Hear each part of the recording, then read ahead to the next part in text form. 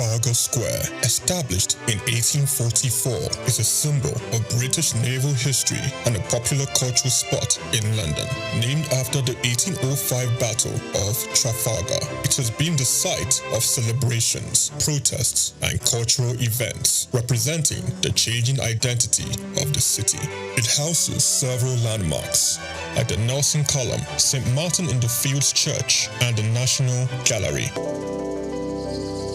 The Nelson's Column, a tribute to a naval hero, is the main feature of Trafalgar Square. Standing 52 meters tall, completed in 1843, it honors Admiral Horatio Nelson's victory at Trafalgar. The column is topped with a statue of Nelson, and 4 bronze panels at its base show scenes from his battles. Surrounding it are 4 large bronze lions added in 1867, symbolizing British power. Iconic part of British culture, not just in its look, but this is very much the sort of centre of London. You know, whenever there's a celebration, a protest, it's a public space that's very important for a lot of not just people that live in London, but for the UK. You know, it's a place where people would congregate. You know, I remember being here all around the 2012 Olympics, but it was very much one of the centerpieces of British culture. Yeah, no, you used to be able to climb on the lions when I was younger, but you can't do anymore. So there you go. That's progress for you. St. Martin's is known for its neoclassical design by architect James Gibbs, and is famous for its portico and steeple, and has influenced architecture worldwide. The church also a rich musical history, hosting concerts and helping the homeless. Yeah, I actually came to London just on a little day trip, and then I remembered that this church sometimes has classical music on, so I just popped in, and there's no concert, but there were some people practicing. So there's a quartet of violins, and they made some lovely, sort of practice for some classical concerts. So I really enjoyed just sitting there for 10 minutes listening to it. It's lovely. It's a really nice church, and it's nice that people don't to use it much time. So we used to have a nice cafe as well.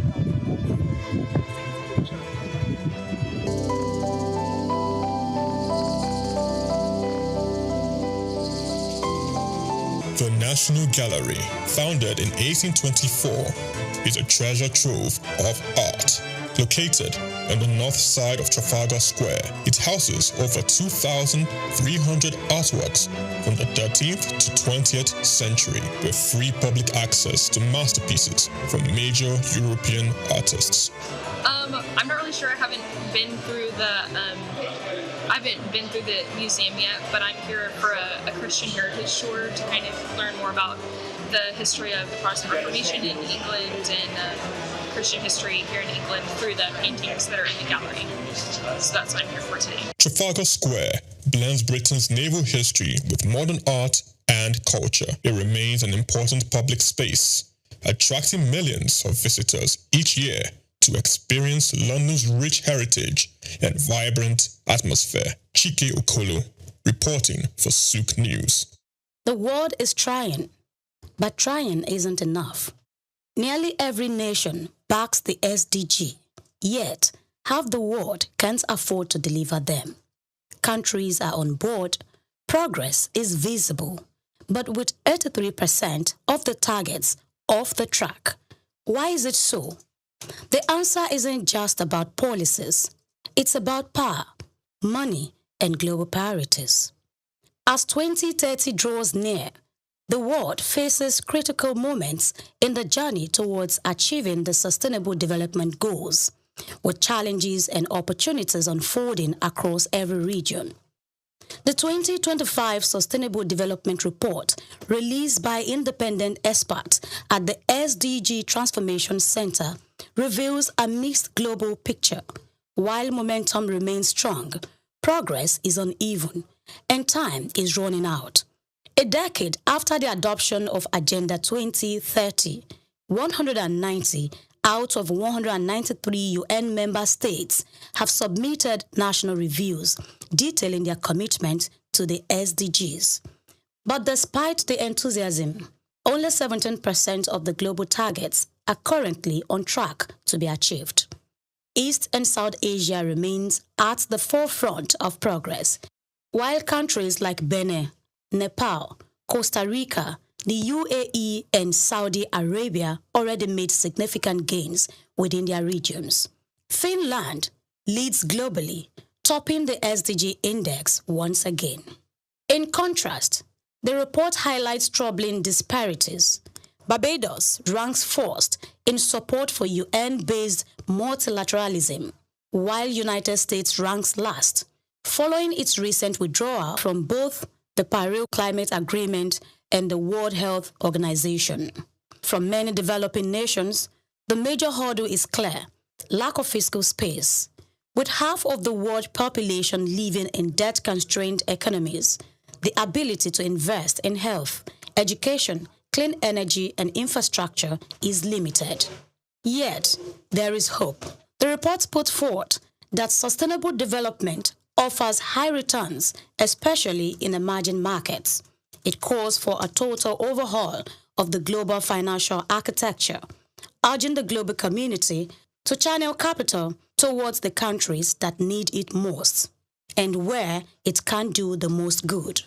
The June-July 2025 fourth edition of the International Conference on Financing for Development in Seville, Spain, stakes couldn't be higher. Today we are meeting in Seville, in Spain, with representatives of 70 international organizations and 170 countries to bring humanity further from the horrors of the past. The message is simple. If we are to meet the SDGs by 2030 and build a livable future beyond, financing must be bold, fair, and focused on people. Grace Komolafe, Souqnews TV.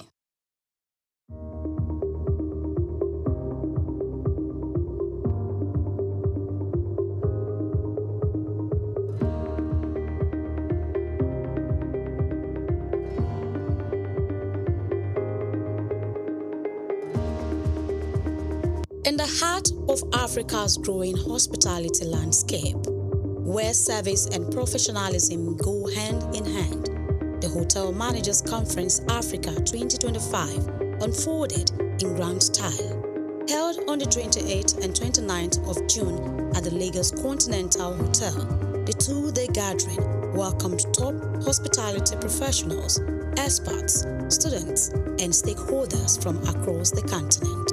Hosted by Sunday Olubenga Omotayo, the conference was a celebration of growth, excellence, and the power of local talent. Welcome to Lagos.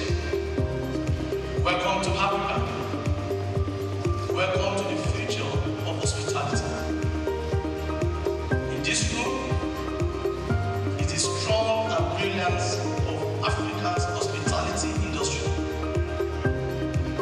Professionals who have turned challenges into success, created unforgettable guest experiences, and achieved measurable growth. You are not here by chance. You are here because you recognize that the hospitality landscape is evolving faster than ever. What worked 5 years ago may be obsolete today. But those in this room don't just keep up with change. You lead. Talk to someone, you lead. This is more than a conference. It's a movement. A movement to raise the standard of African hospitality and prove that we don't just follow global trends. We sit there. Put your hands together and put yourself. So be present. Don't be distracted. I've seen distractions already. Hard questions. The first professor of hotel management and tourism is here, Professor Wasil Babalola. Walk up to him and say, I asked him,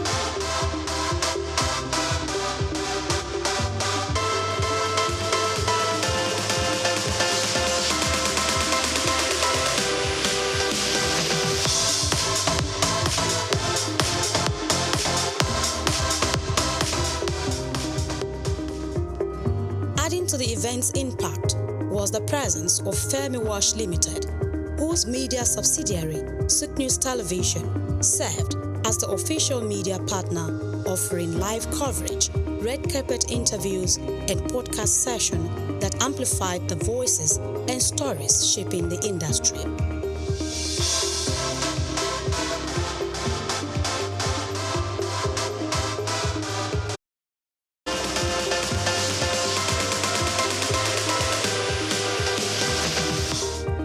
One of the event's high points was a series of insightful keynote sessions that tackled key challenges and emerging trends in hotel management.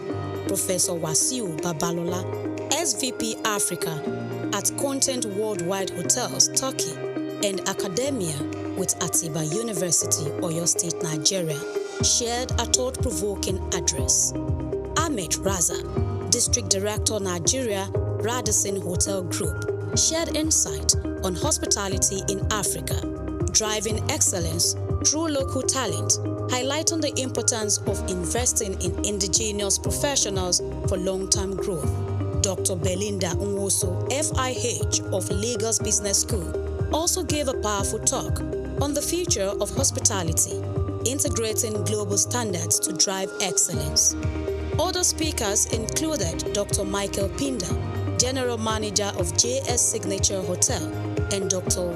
Iyaduni Badebo, Director of Sales and Marketing at Eco Hotels and Suites, who contributed to discussions on hospitality development across the continent. It's a pleasure to be here. Every one of you in this room, you are a gift. Thank you for the work that you do. A round of applause for yourself.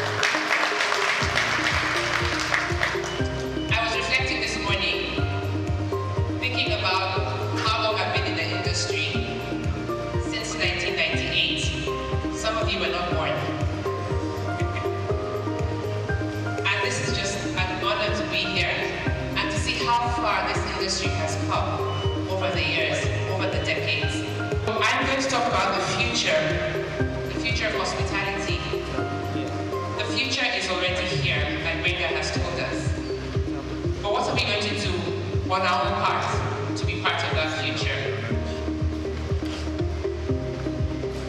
Global standards to deliver excellence. These global standards, we need to understand what they are and how they impact us as people and managers.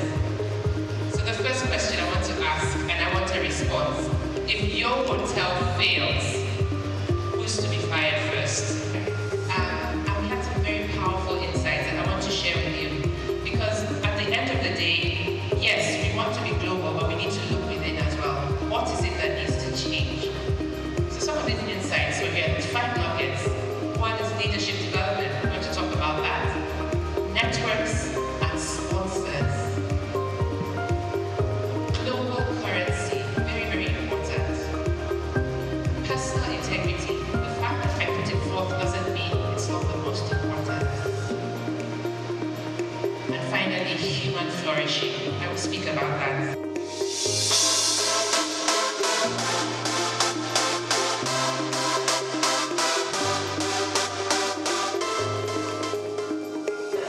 Event has been very good. It's growing every year. It's becoming dynamic, and the one place you have to come to every year to see what's going on, to network, and to help yourselves in your careers. We need to look at the future of our industry, and sustainability is important. This event is, I would cap it as a storytelling of Nigerian hospitality. Started with various events in different parts of the country, and now it has now metamorphosed into Hotel Managers Conference Africa. So we're here to tell the story of the African hospitality sector. It's been an awesome experience. Sincerely, from yesterday we had the keynote speaker, Dr. Belinda from Lagos Business School, and she spoke quite a lot, and what actually still triggers in me is team strength and individual strength. And then today we now had Dr. Duni, who from Eco Hotel, Director of Sales and Marketing, and she spoke about storytelling. My first time was last year, and this is my second time of attending HMC, and I can tell you for free, it's been very insightful. I want a situation whereby the hospitality industry will not be a dump of where anybody can just venture into. I want it to be a place where people that know their onions dive into the system. Coming here today, I discovered that there is a whole lot to learn, and I've been learning. But what has really amazed me is the fact that Mr. Benga has been able to put this together and to ensure that there is no competition amongst hoteliers, but a synergy, and for people to work together to see that the hospitality business in Nigeria and in Africa is projected to the outside world. Being here, I think it's a wonderful thing. Hopefully we can expand it to other African countries and just unitedly just bring Africa up. We're not just here tonight. Okay. We are actually the head sponsor. Nice. So we didn't just come in first. It was a big one, so we just had to take the bull by the horn. You want to do this again and again? Yes, most definitely. HMC has come to stay already, and HMC is actually a big one. So, yeah, why not? The event also marked a significant milestone for students of the Hotel Managers School, who received certificates after completing their training, symbolizing a new generation of skilled professionals ready to shape the industry. The event has been a very impactful event. It has been a very knowledgeable event. It has been an event that we need to even have it for a week long to carry on for 1 week, because it has been an event that a lot of things have been taught here, especially when I listened to the presentation of the keynote speaker, somebody like Dr. Belinda. Dr. Belinda talked so much about the hospitality, and she shed more light of some things that we have been neglecting without knowing that that's what has been. So this event has been so much impactful, and we listened to Dr. Panda speak, and it has been so much impactful, and all the speakers for this event, they have shared knowledge. The 7th edition of Hotel Managers Conference has been remarkable. It's been educating, informative and transformative, and it's just been a wow. And a big shout out to the organizer, the convener, Mr. Lukwenga Sunday Ombatayo, the veteran consultants. This is my second time in this event, and I am very, very happy to be here, because here it's an avenue to express and get more experience, especially in the hospitality industry. We believe in growth, and I want to see the hospitality growing from this level to the next level. So we are here to learn, to relearn, and to unlearn. We've been into hospitality for years, so we know things have been evolving, things have been changing, so we are here to learn, to relearn, and to unlearn. Why we are both here is because hospitality is a very vast industry. So we see it as something that can improve us on what we are doing on our business, how to relate with people, then to network with the employers of labor, I mean the owners of the hotels, because we give them more work and we do businesses with them. And sincerely, at the conference, I've learned a lot. We've learned a lot, because when we got home, we always do briefing on it. So after the briefing, I saw so many things, and even up till now, we're still learning on it. Okay, so this is my first time at the conference, and it was honestly a great experience. I am enthusiastic about the numbers. I'm happy about the number of people that want to actually get trained in hospitality, as it's a problem that's actually plaguing the industry. We need to invest more in training, and we need to ensure that people that can't even afford this training have the funding they need to access it. Rounding off the conference were photo sessions and award presentations, recognizing exceptional individuals and organizations for their contributions to hospitality.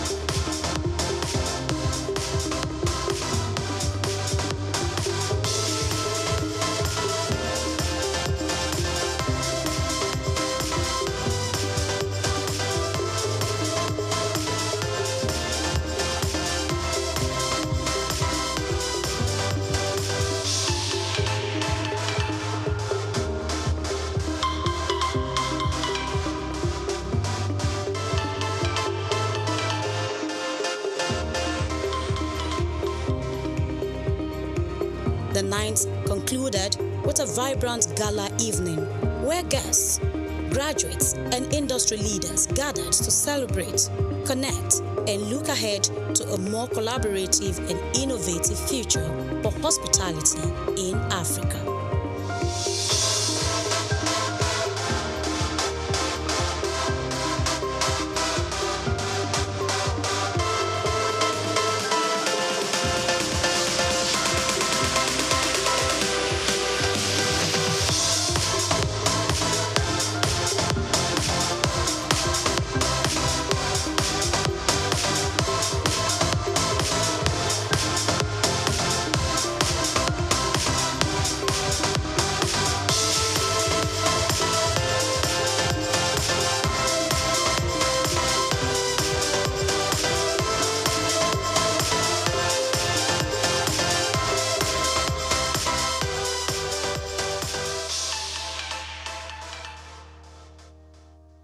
Grace Komolafe, Souqnews TV.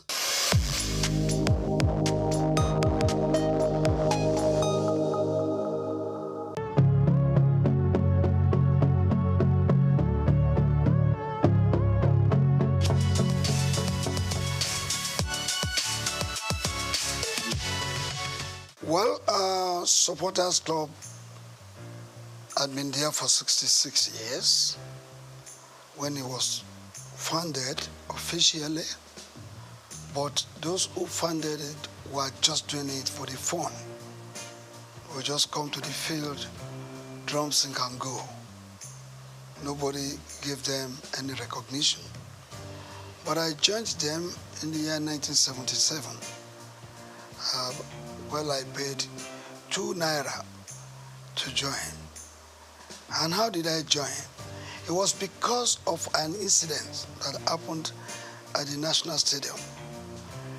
The Shooting Stars of Ibadan and the Bendel Insurance of Benin were playing the semi-final of the FA competition that year. And I had to go to enter the stadium. I paid 4 naira to watch the game. But while entering the stadium, the whole place was filled. And when I got inside, there was no place for me to sit down. So many of us were standing. Out there, people outside the gate of the stadium, there were more than the people right inside. So as at a point in time, while standing, some people just took me off ground and threw me into the crowd. And I started rolling until I landed on the culvert, concrete. Concrete slab. Before I knew it, over 50 people were on my top. And I could no longer breathe. So to me that day, it appeared I was going to die. But through the grace of God, I was able to wriggle out myself of that position. And the man directly on top of me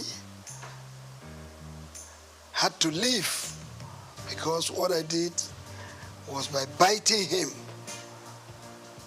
And I had to struggle to go under the concrete slab.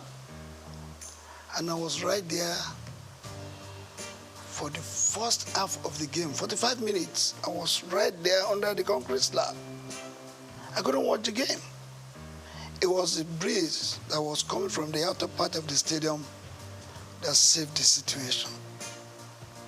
After the first half, you know, people will get up to go to the toilets, to go and buy drinks and meet their friends. I had the opportunity of coming out, and a good Samaritan gave me a small place to sit. Even at that, I was very unconscious. I was not comfortable. But the game ended. It was a drawn game. When the game ended, everybody left the stadium. But because I wasn't very comfortable, had to wait in the stadium for like an hour and a half before I left. So when I left and I got home, 9 p.m. network news, breaking news. 32 people died in the stadium that day. And that, the thought came to me. I probably could have been one of them. But I thank God. That was what informed my decision to say, I will not go to the stadium again until I have the best way to go into the stadium without being killed, maimed, or injured.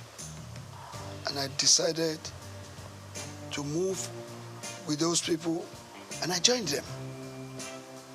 But then we were just doing it. Maybe 20 of us, 15, 30 of us, we meet under the trees of the National Stadium, and we go home. And since that period, immediately I became a member. I introduced what they call flag bearing.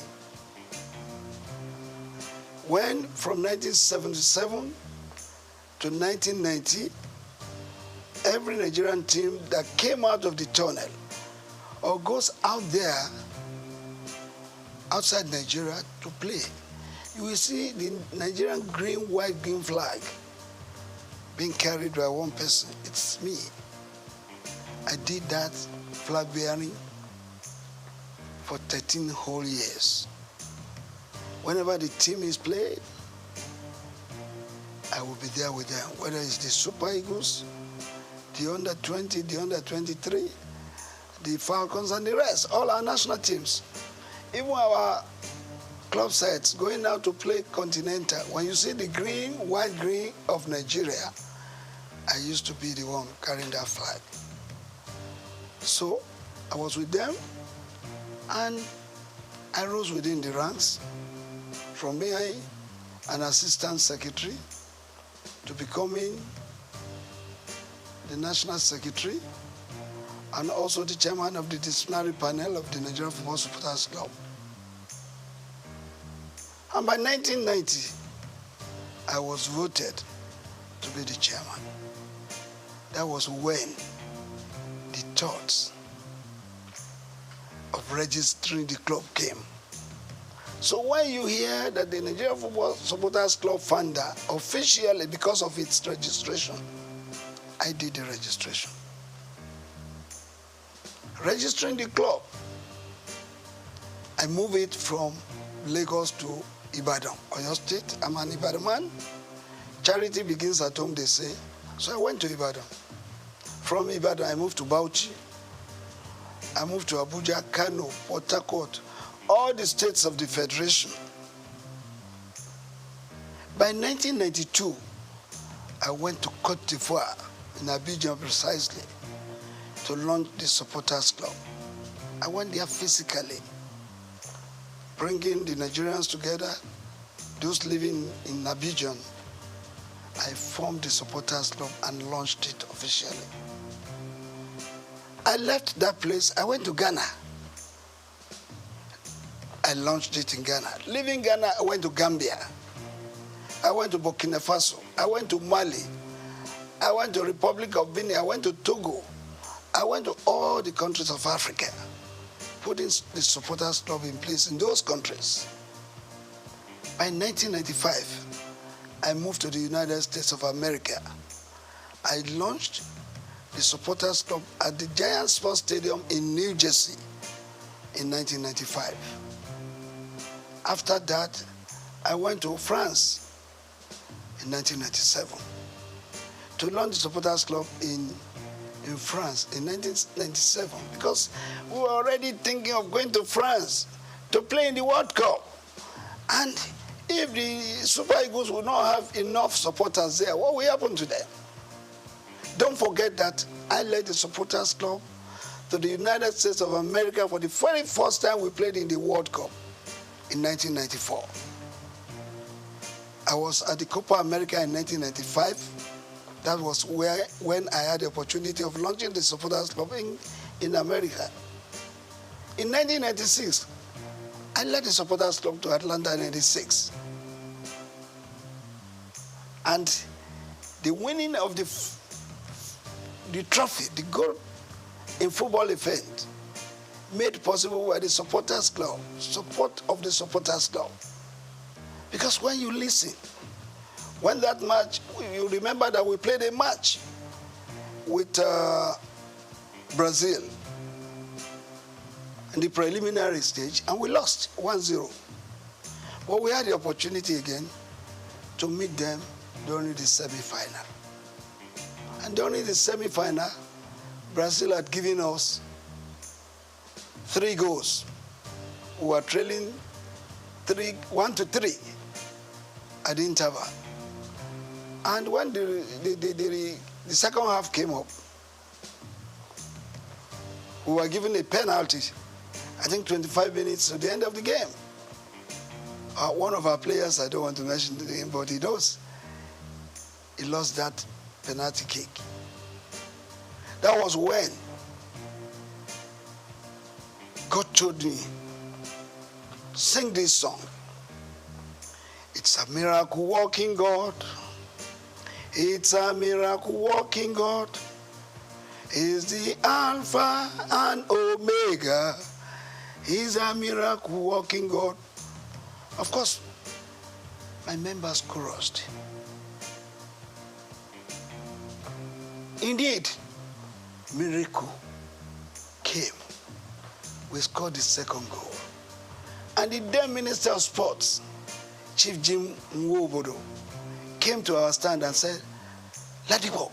I heard you guys singing, it's a miracle working God. It's like God is going to make a miracle to happen today. I said, yes. And we continued. I changed the song. I have a Father who never fails. I have a Father who never fails. I have a Father who never fails. Who never fails. Who never fails. Forevermore. Amen. Jesus never failed. Amen. Jesus never failed. Amen. Jesus never failed. Jesus never failed. Jesus never failed. Forevermore. We scored the third goal. Then another song came. Boya chukuna gaza. Boya chukuna gaza mere. Messiah yobiuma. Boya chukuna gaza. The match ended and there was to be the extra time. And that time was a sudden death rule. Immediately I sang that song, my people chorused. And the ball was coming to Kanun Wakwo. He was backing the goalkeeper. Chested the ball, raised it up, turned around and tapped it to the net. And that was the 4 goals the Nigerian team scored against Brazil. And they started crying. And I decided to form another song. When Nigeria beat Brazil, when Nigeria beat Brazil, oh, Bebeto start to cry. When Nigeria beat Brazil, why Bebeto? Because they pulled him out. They were thinking they were reserving him because they thought they would meet Argentina in the final.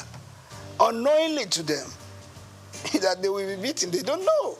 So I did that song, and we sailed into the final, meeting Argentina in the final. And that again happened. Argentina was leading us 2-1, but we came from 1-2 to beat them 3-2.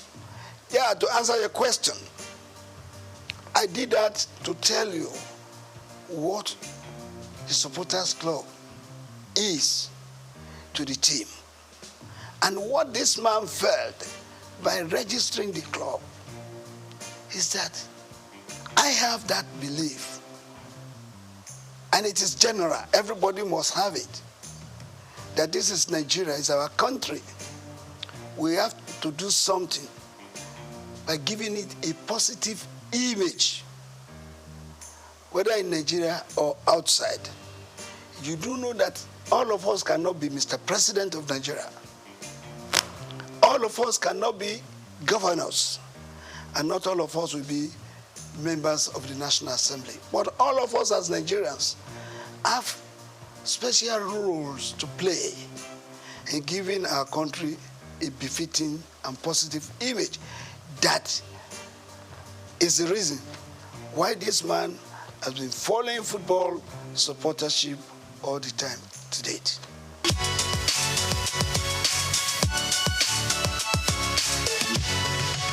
Well, I want to tell you, like I said earlier on, the grace of God has been the secret. The other secret is that my members, I get them reoriented to believe in my vision. All of them supports what I was doing. They all love this country. They want to contribute their own to the good name of Nigeria. That has been the secret.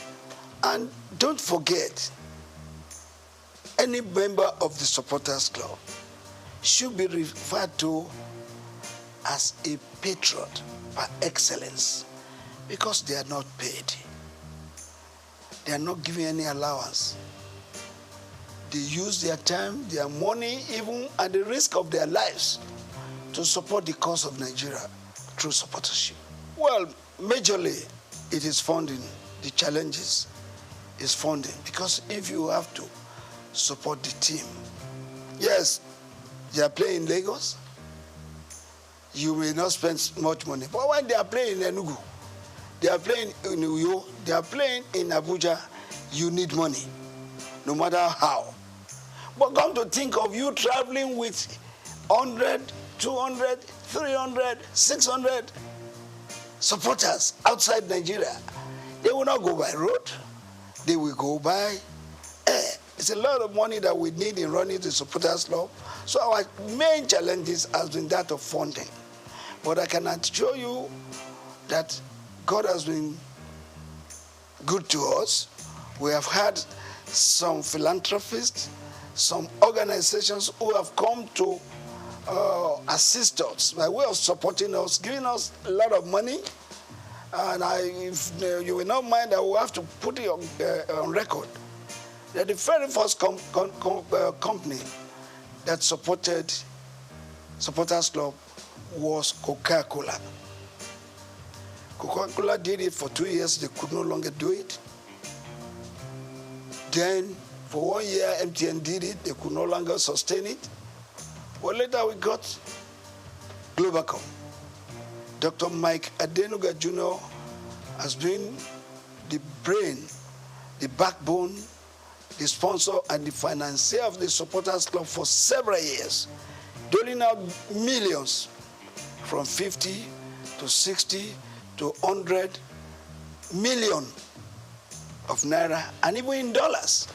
So that has been the way, that has been how we have been able to surmount it. We have some philanthropists.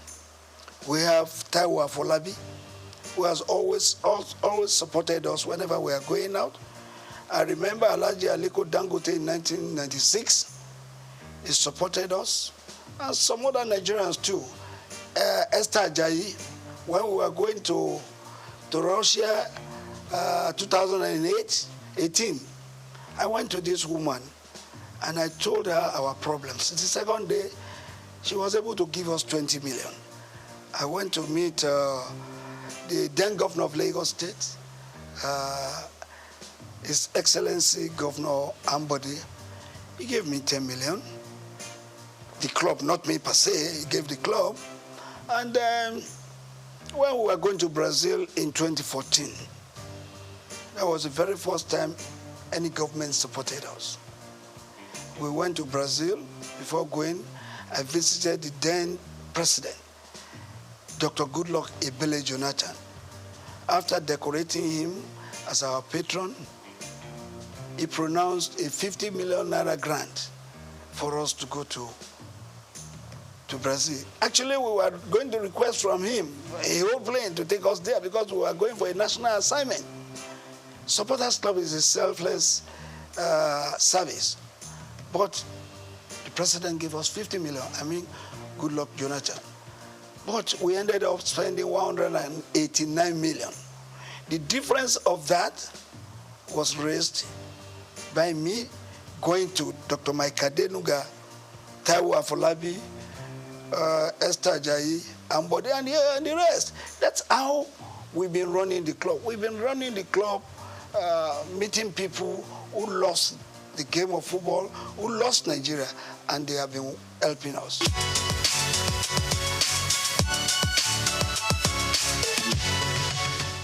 Well, very, very unfortunate. It's a story I hate to be talking about all the time because I've said many things about it more than 100 times. Supporters Club had been there for several years. And Dr. Rafiu Ladipo was the national chairman for just 10 years, from 1990 to 2000. I left that position in 2000.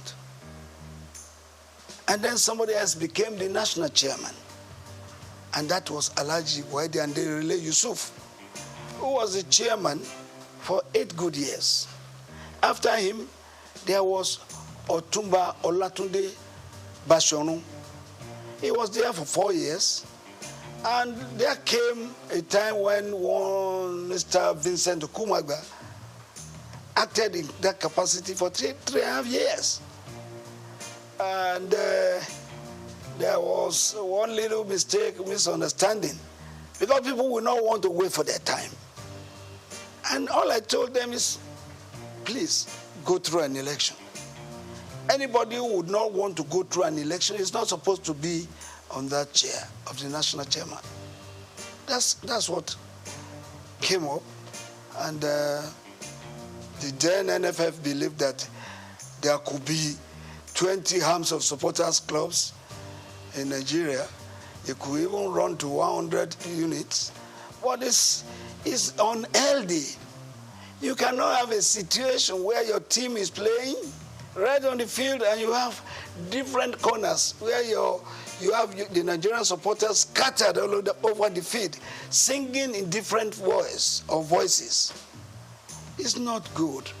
But look, I've been able to manage it because God has told me that supporters must not die. Supporters Club will not die.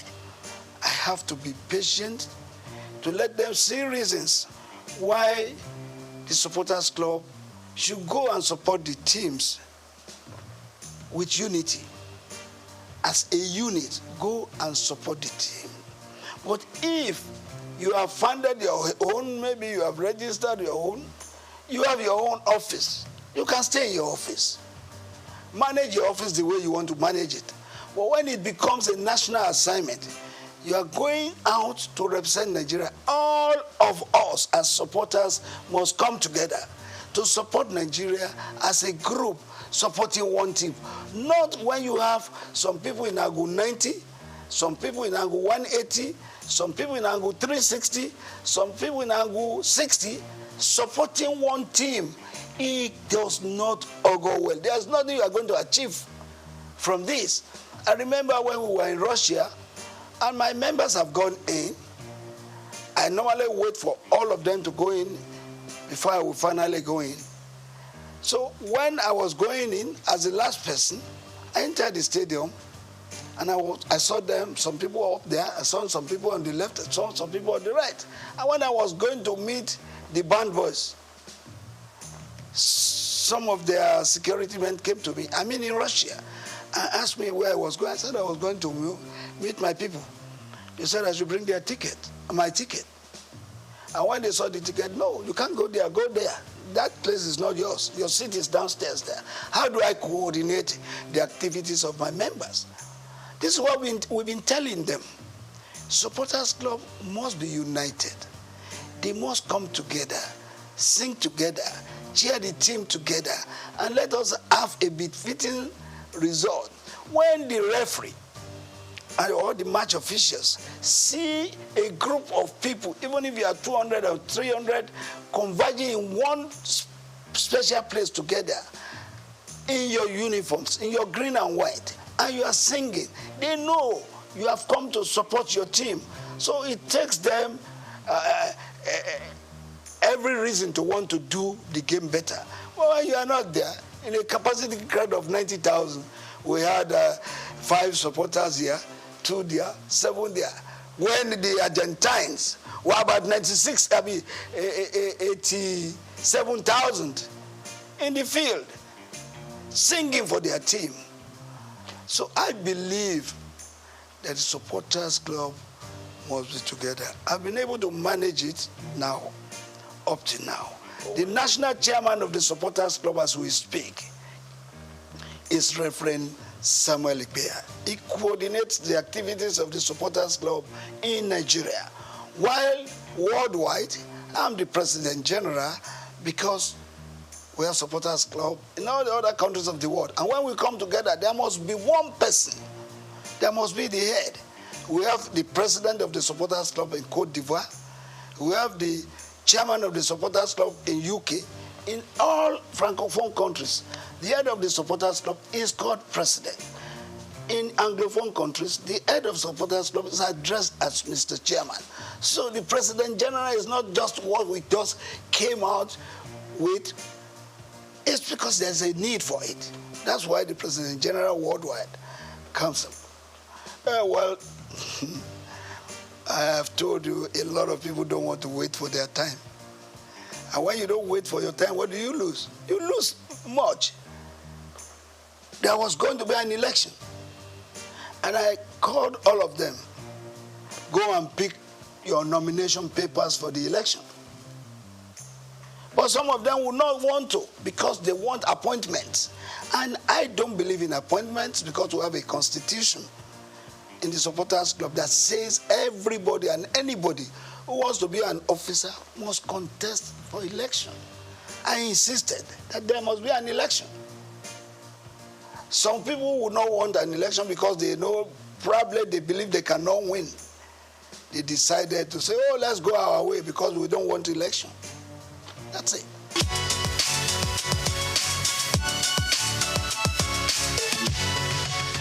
Before now, up to about 8 years, 10 years ago, the Super Eagles were really super. But in the last 8 years, we have not been there. We have not been doing well.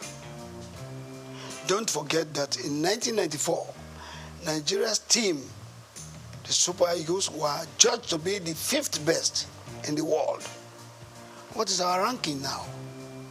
37th in the world. Even in Africa, what is our ranking? So the Eagles of the last 8, 9 years ago, no, they have not done well at all. I want anybody to tell me what did we win in the last 8, 9 years. Don't forget that in 1980, we won the Cup of Nations right here at the National Stadium. In 1994, we were in Tunisia. We won it. In 2013, we were in South Africa. We won the Cup of Nations. In 1996, we won the Atlanta Olympics. Since then, what can we point to that we have won? So the Eagles of the last 8, 9 years, no. They did their best, but their best was not good enough for Nigeria. And that's why we didn't win nothing. But I want to believe that the present crop of Eagles being put together now, going for the Cup of Nations, we want to write their names in gold. And if that is so, it means they have to put in their best to see that going to Côte d'Ivoire 2024 will not just be going there to make a number. We're going there to give a very good account of ourselves. Who says it is not possible for Nigeria to win the Cup of Nations again? It is possible, but it takes a determined group of people as players who wants to write their names in gold to do that. When you are rating the coach, a coach is as good as his last match.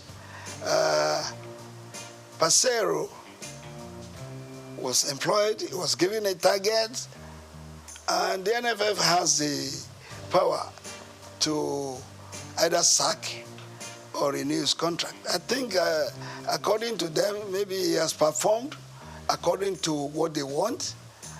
But for me, as a Nigerian, I want Passero to go to Cote d'Ivoire and show us that he is serious and show us that the Super Eagles can still fly and make us get minimally play in the semi-final of the Cup of Nations. Anything short of that, no.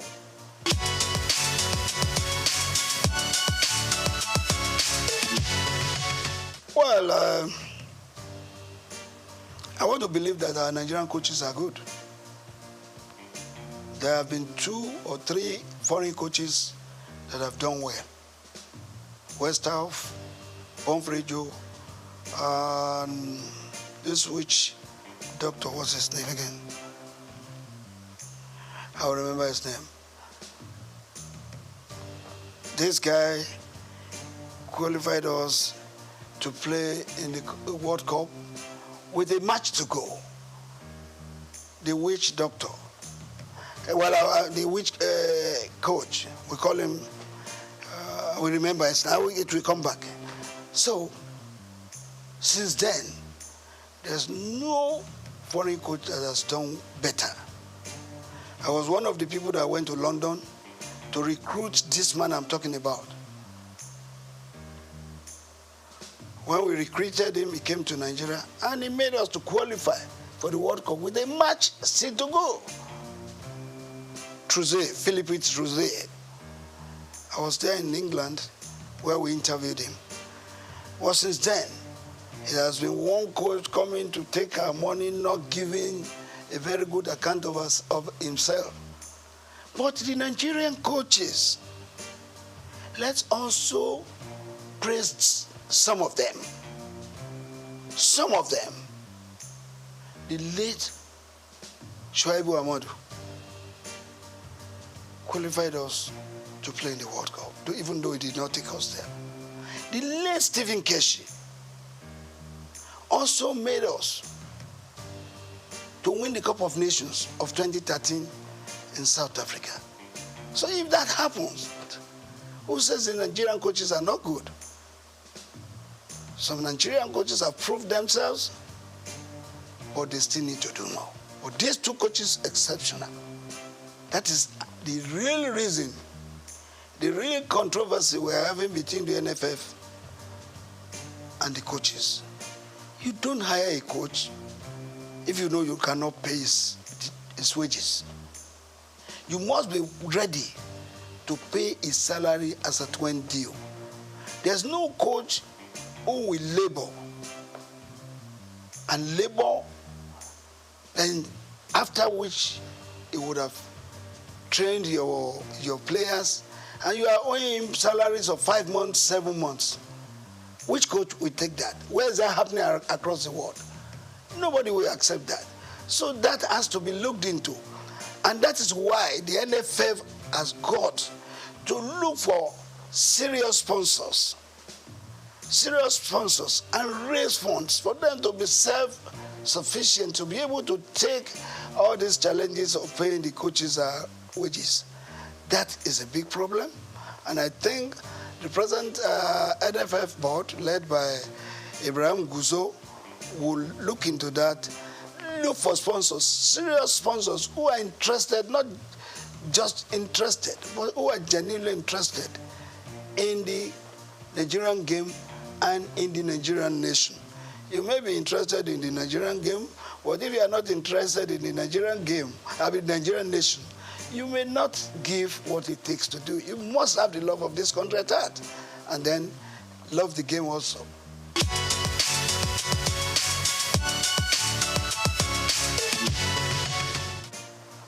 In the last 15, 10, 8 years, our boxing went down. In the last 5 years to today, our boxing has come up. I am the president of the Nigerian Boxing Board of Control, and I confirm to you that every week now, we have a boxing championship. We had one last week. Tomorrow, we will have one in Abuja.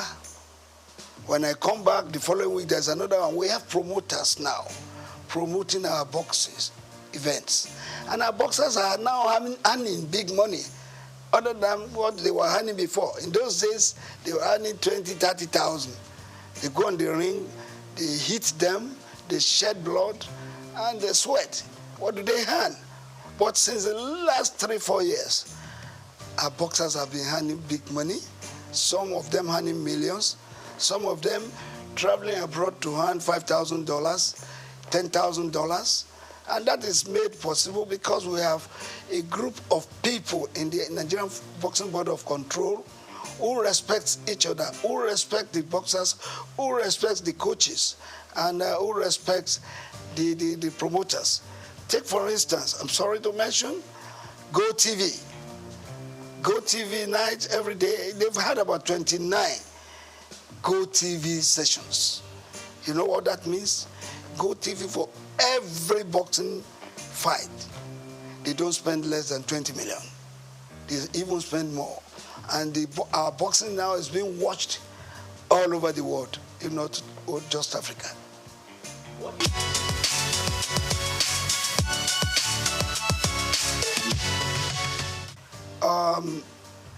A lot of things have been said about this. We have sent memos, we have sent advice, we have met with the people in charge severally. I've had to write to both the Minister of Sports, the National Assembly, and the rest. How can we develop our sports? It's very important. Without grassroots development, you won't be there.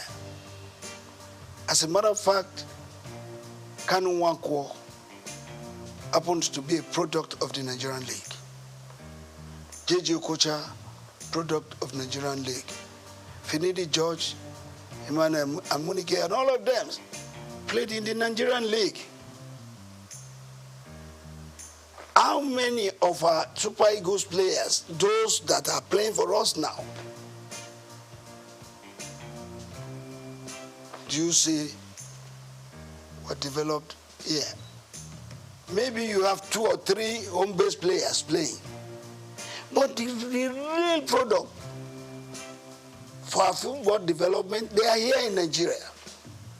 We have to go back to those things we were doing that time when we got the likes of the Segun Odegbami, Henry Nwosu,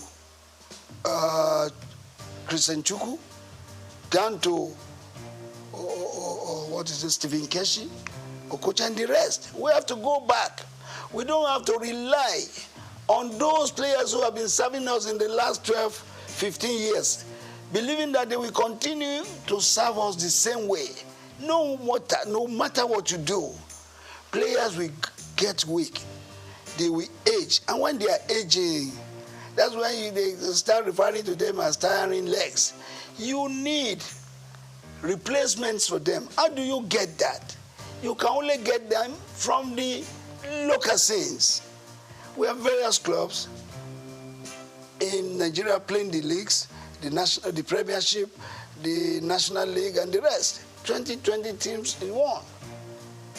Do you know how many of our boys out there that can play football if we harness them, bring them together, and give them the right training? Of course, let me ask you, how many of our club sites have feeder teams? Feeder teams, they are very important to the development of the game.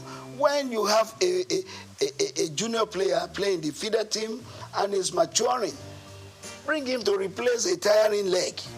In the senior team, how many of those teams that we have can boast of feeder teams? How many of them can boast of their own fields? Perhaps we have about 3 clubs that are privately owned. But others are owned by governments, state governments. And state governments, what do they use them for? For political gains. And if it is political gains, well, it's off it. Let's do football like it is done elsewhere. Football is big business. People are making billions of dollars in football. Nigeria can do same. If we do same, we will take off all this nonsense. The boys going about doing a lot of violence, going to do yahoo, going to do kidnapping and the rest. You will have all of them looking forward to becoming millionaires and billionaires in future, and of course becoming employers of labor apart from fending for their families.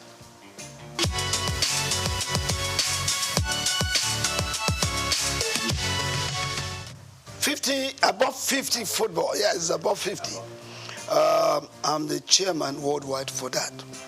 And my president is Ambassador Edward Olutoke, who has given his support, his finances to be able to do this game. The thing is this: if you have played football, you have played up to the level that you are about 40, and you are no longer playing, you are no longer doing what you know how best to do, you now go and sit down, not doing nothing. Boredom sets in. And within that period, rather than getting fit, you are aging. Some of them developing sickness, various sicknesses that they ought not to have. But because they were no longer doing what they know how best to do, they sit down. So the concept is bringing them back. Not just the footballers, but anybody above 50 could play football, keeping fit, and above all, living a standard life, making money. There's a way, we have one thing we are developing with the above 50 concept for you to make money. Anybody who is above 50 and has no car of ease or no house of ease or a home has not been living standard. So above 50 concept is not just to play football alone, but to help you to keep fit, to keep you healthy, and make you to live standard life and make money. That is what we are doing. And as I speak with you, Brazil has embraced it. Mexico has written to us that they will want to play with us. The last competition we had 8 clubs. Ajegule, Surulere, Redeem, Itiraikate, Abeokuta, all of them, they came to play at the National Stadium. And the prize, the winner's prize was 5 million, which was paid instantly.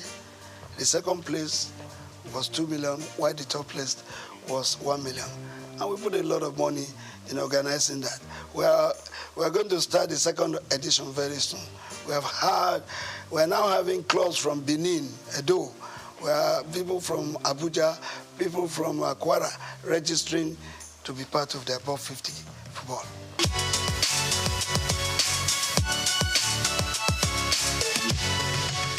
How much do they put into sports? What you have in sports is noise. How much money do they put into sports? They need more money to run sports, particularly the development of the sports, not just taking part in competitions. Because if you have to develop sports, it takes a lot of money. And all those successful countries doing sports, it's because they have put money into its development. So government has got to put more money into the development of sports. Fantastic women. They've done us proud severally, having been champions of Africa for 9 times. I don't think any country in Africa can boast of that. But beyond that, we should also realize that these ladies, they are getting old. Some of them are 40, 38, 36, down the ladder. You need replacements for them. That's where we're asking that we should put more money. We should put more focus in the development of sports, both male and female. I think with what the female national team has done for Nigeria, we owe it a duty to put more money into the development of female football.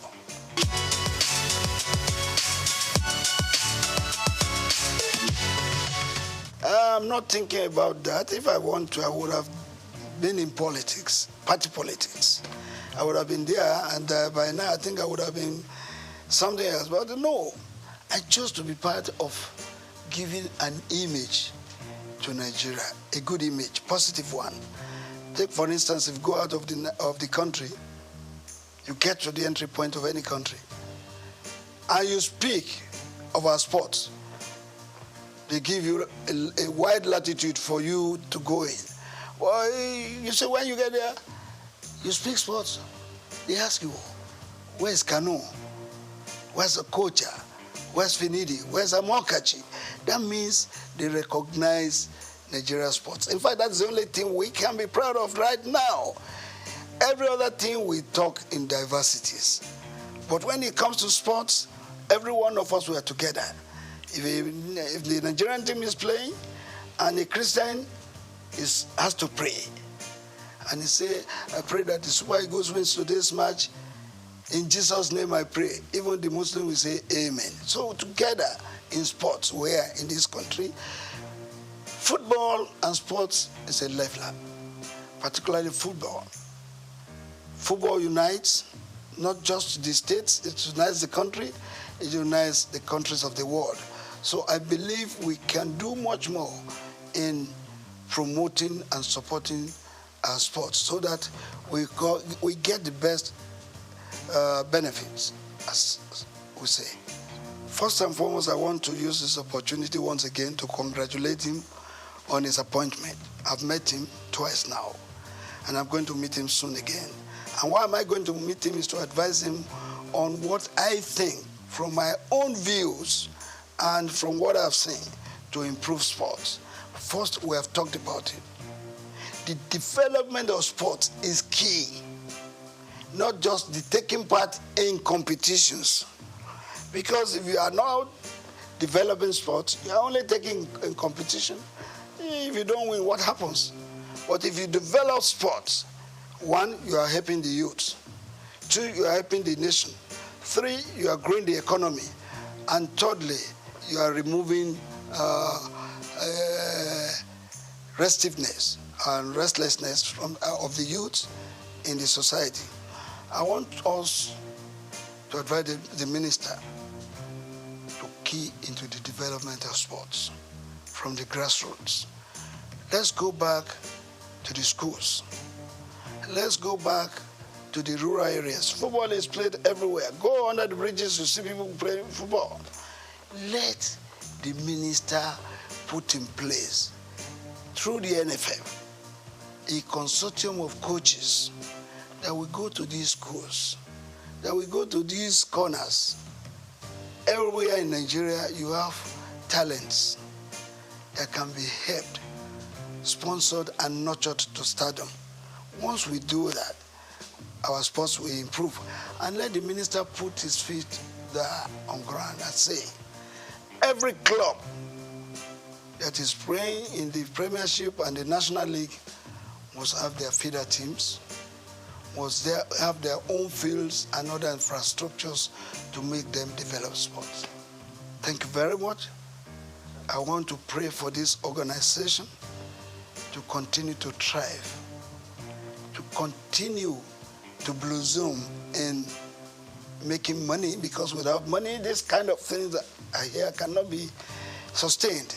So God will grow you the more, and your business will continue to flourish.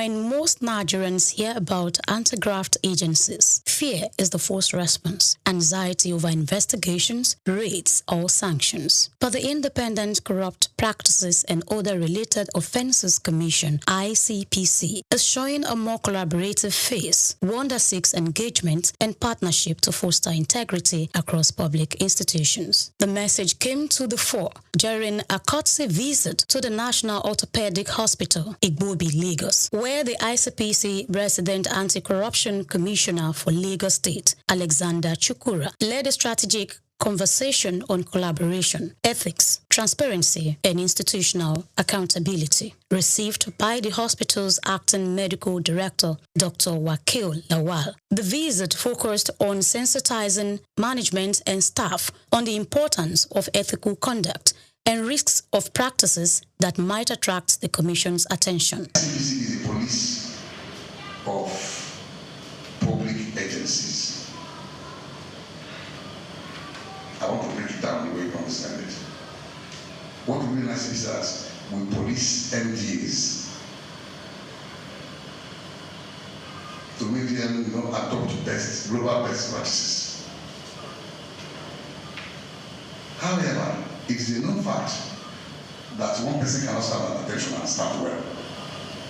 For crime or for corruption to be consummated by the public officer, most of the time you find people from the outside, they contact us. They are not public officers, they are not true. I'm aware on the same page. So essentially, the ICPC is the police of public agencies. What is really corruption? Can someone attempt? Otherwise, just go ahead. And what they want, which one would you prefer? Okay, let me go ahead. There are that complex term, corruption, has been seen by different people at different times from different perspectives. But I'm going to still break it down.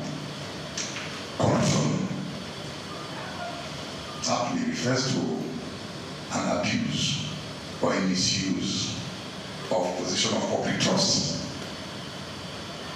to confer an unfair and undue advantage to oneself, to one's relative, or proxy, which may not necessarily be financial. Anything you do to abuse or to misuse that position of public trust for your own gain or for others is corruption. So, what I'm saying here is that if we have that at the back of our mind, and ICPC is the police of the public agencies, what about the EFCC? The EFCC came after ICPC for purposes of specialization, economic and financial crime. A key moment of the engagement was an open question and answer session where concerns were raised about perceived bias in enforcement, particularly when some political actors appear untouched, while public servants are often held accountable. The Commissioner clarified that the ICPC investigates based on issues and petitions, not status. While he noted the section of Nigeria's constitution which offers temporary immunity to certain office holders, he stated that this immunity elapses once they leave office, after which credible petitions are duly investigated. The leadership of the hospital present were also encouraged to see the ICPC not as a threat, but as an ally in strengthening systems and protecting public trust. Chukura emphasized that internal mechanism is not enough in fighting corruption. Rather, it requires alignment with global best practices. He urged public institutions to adopt transparent documentation and compliance protocols, stating that the absence of proper records can be just as detrimental as misappropriation of funds. As able to address some areas of concerns and also improve our knowledge on things that we actually don't take cognizance of. More importantly, in some situations, the officers or the executive or the head may not necessarily committed any offense. But from your statement today, I would deduct that keeping good record is also as important as not being corrupt. And so this is also things I want some of my colleagues and myself to also learn from. ICPC or EFCC, we know the day when we are doing transaction. There's the document we're going to send to them. And so it becomes an important aspect of our work. Hope this will also improve our practice. So thank you. Your statement today has contributed a lot. And we no longer fear ICPC. ICPC is our friend. And I'm sure we'll keep the channel open. Speaking with Souqnews TV, the commissioner reiterated the need for ongoing partnership across key sectors to foster greater understanding of the commission's work and improve public trust. He expressed optimism that in a few years, ICPC would achieve significant milestones in building a more accountable nation. It's a tradition in ICPC for us to go to strategic stakeholders. We go to the place to tell them what to preach the anti-graft crusade. So at the end of the day, we have a better nation. Because on the stand of insight, it's been discovered that Nigerians, the citizens, have suffered. There's a lot of apartheid indifference about the anti-graft crusade.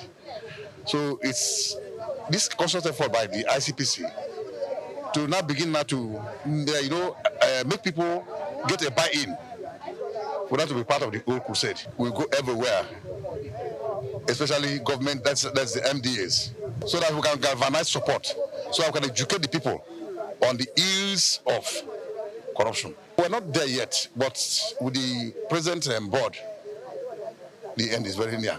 At the end of the session, the ICPC handed essential materials, including the ICPC Act, a handbook of frequently asked questions, and a guide on the consequences of unethical behavior to the director. A symbolic award was also presented as a sign of the ongoing cooperation. This visit forms part of ICPC's broader strategy to build institutional integrity and promote responsible service delivery across the public sector. Grace Komolafe, Souqnews TV.